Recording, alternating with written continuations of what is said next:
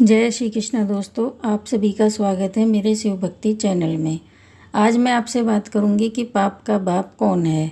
तो मैं आज आपको बताऊंगी कि पाप का बाप कौन है।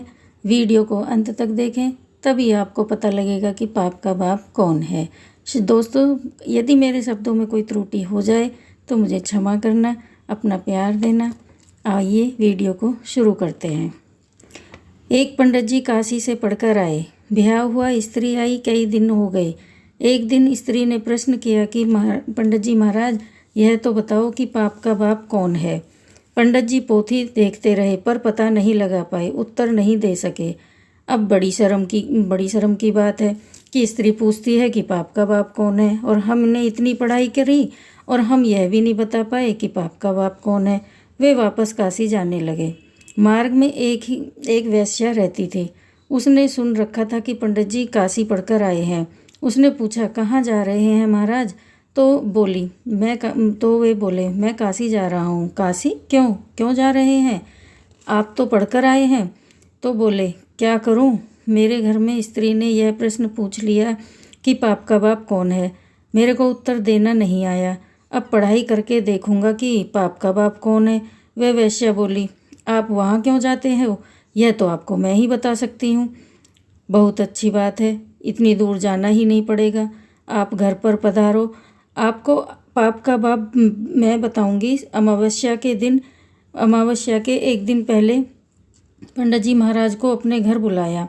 100 रुपये सामने भेंट दे दिए और कहा कि महाराज, आप मेरे यहाँ कल भोजन करो। पंडित जी ने कह दिया, क्या हर्ज है, कर लेंगे। पंडित जी के लिए रसोई बनाने का सब सामान तैयार कर दिया। अब पंडित जी महाराज पधार गए और रसोई बनाने लगे तो वह बोली, देखो, पक्की रसोई तो आप पाते ही हो, कच्ची रसोई हर एक के हाथ की नहीं पाते।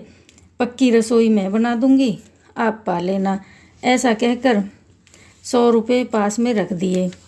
उन्होंने देखा कि पक्की रसोई हम दूसरों के हाथ की लेते ही हैं तो कोई हर्ज नहीं है। ऐसा करके स्वीकार कर लिया।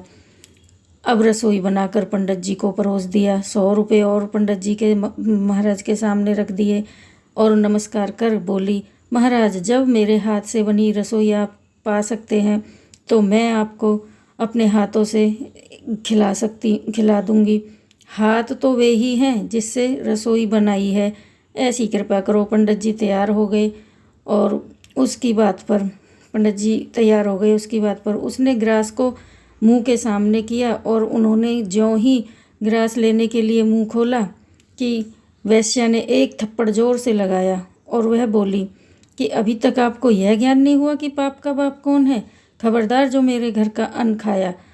तो आप जैसे पंडित का मैं धर्म भ्रष्ट नहीं करना चाहती। यह तो मैंने पाप का बाप कौन है इसका ज्ञान कराया है। रुपए जो आगे बढ़ते गए, पंडित जी ढीले होते गए। इससे सिद्ध हुआ कि पाप का बाप कौन है। रुपयों का लोभ, काम, क्रोध और लोभ ये नरक के खास दरवाजे हैं। पर उपदेश कुशल बहुतेरे, जेग आचरही ते नर न घनेरे। दूसरों को उपदेश देने में तो लोग कुशल होते हैं, परंतु उपदेश के अनुसार ही खुद आचरण करने वाले बहुत ही कम लोग होते हैं। मनुष्य ख्याल नहीं करता कि क्या करना चाहिए और क्या नहीं करना चाहिए।